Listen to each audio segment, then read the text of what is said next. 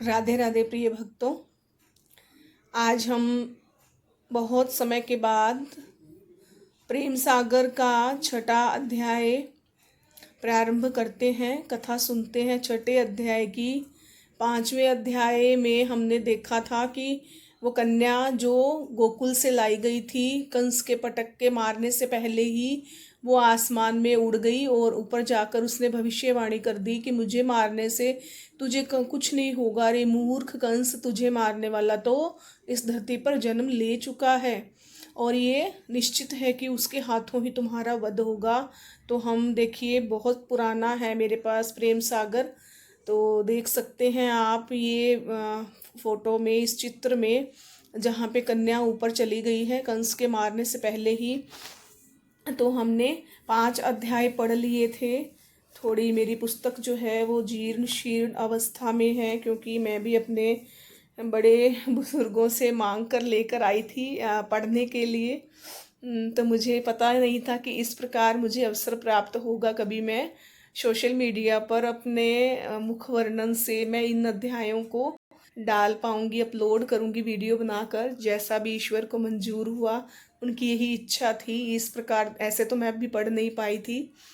तो हम शुरू करते हैं। छठा अध्याय, कृष्ण जन्मोत्सव। इतनी कथा कह शुकदेव जी बोले कि हाँ राजा, एक समय नंद जसोदा ने पुत्र के लिए बड़ा तप किया। वहाँ श्री नारायण ने आकर वर दिया कि आधी रात के समय वर दिया कि हम तुम्हारे वही हम यहाँ जन्म ले जाएंगे जब भादोवदी अष्टमी बुधवार को आधी रात के समय श्री कृष्ण आए। तब जसोदा ने जागते ही पुत्र का मुख देख नंद को बुला अति आनंद माना। ओ अपना जी सब तब सुफल जाना। भोर होते ही उसके उठ के नंद जी ने पंडित ओ जोपतियों को बुला भेजा। वे अपनी अपनी पोथी पत्रे ले आए। तिनको आसन दे आदर मान से बिठाए। इन्होंने शास्त्र की विधि से संवत, महीना, तिथि, दिन, नक्षत्र, जोग, करण ठहराए। लगन विचार मुहूर्त साध के कहा, महाराज हमारे शास्त्र के विचार में तो ऐसा आता है कि यह लड़का दूसरा विधाता हो, सब असुरों को मार ब्रज का भार उतार गोपीनाथ कहावेगा, सारा संसार इसी का जस गावेगा। यह सुन नंद जी ने कंचन के सींग, रूपे के खुर और तांबे की पीठ समेत 2 लाख गौ पाटंबर उठाए संकल्प की और अनेक प्रकार के दान कर ब्राह्मणों को दक्षिणा दे करके आशीष ले विदा किया।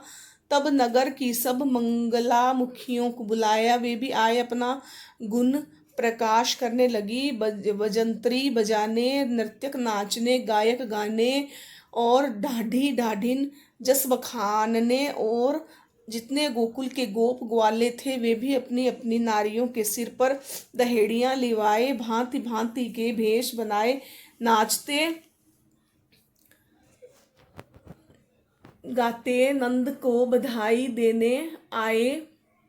आते ही ऐसा दधिकादों ने किया कि सारे गोकुल में दही की दही कर दिया। तब दधिकादों खेल चुके तब नंद जी ने सबको खिलाए पिलाए, बागे पहराए, तिलक कर पान दे दिया। इसी रीति से कई दिन तक बधाई रही। इसी बीच नंद जी ने जिसने जो आए मांगा सो पाया, क्योंकि उनके घर पुत्र का जन्म हुआ था। तो बधाई के रूप में जो भी उनके पास बधाई देने आया उन सबको उन्होंने कुछ ना कुछ भेंट स्वरूप दिया। बधाई से निश्चित हो नंद जी ने सब ग्वालों को बुलाकर कहा कि भाइयों, हमने सुना है कि कंस बालक पकड़ मंगवाता है, न जानिए कोई दुष्ट कुछ बात लगाए दे। इससे उचित है कि सब मिल भेंट ले चलें और बरसोडी दे आवें। यह बचन मान सब अपने घर से दूध दही माखन मतलब दूध और दही माखन और रुपए ले गाड़ियों में लाद लाद कर नंद के साथ गोकुल से चल मथुरा आए। कंस से भेंट कर भेंट दी कोड़ी कोड़ी मतलब कंस से मिलकर उन्होंने भेंट स्वरूप कुछ दिया। यहाँ पे भेंट का दो अर्थ निकल रहा है। एक भेंट तो मिलना हो गया, कंस से मिलकर भेंट दी मतलब उपहार स्वरूप दे दिया। कोड़ी कोड़ी कर चुकाए विदा हो जुहार कर अपनी बाट ली। ज्यों ही जमुना तीर पर आए त्यों ही समाचार सुन वसुदेव जी आ पहुँचे। नंद जी से मिल कुशल क्षेम पूछ कहने लगे तुम सा सगा और मित्र हमारा संसार में कोई नहीं, क्योंकि जब हमें भारी विपत्ति भई तब गर्भवती रोहिणी तुम्हारे यहाँ भेज दी। उसके लड़का हुआ सो तुमने पाल कर बड़ा किया।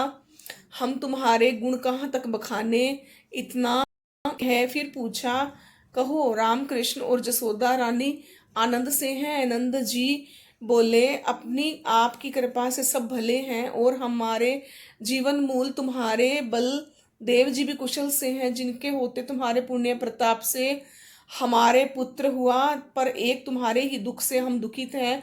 वसुदेव जी कहने लगे मित्र विधाता से कुछ ना बसाए, कर्म की रेख किसी से मेटी ना जाए। इस संसार में आए दुख पीर पाए कौन पछताए।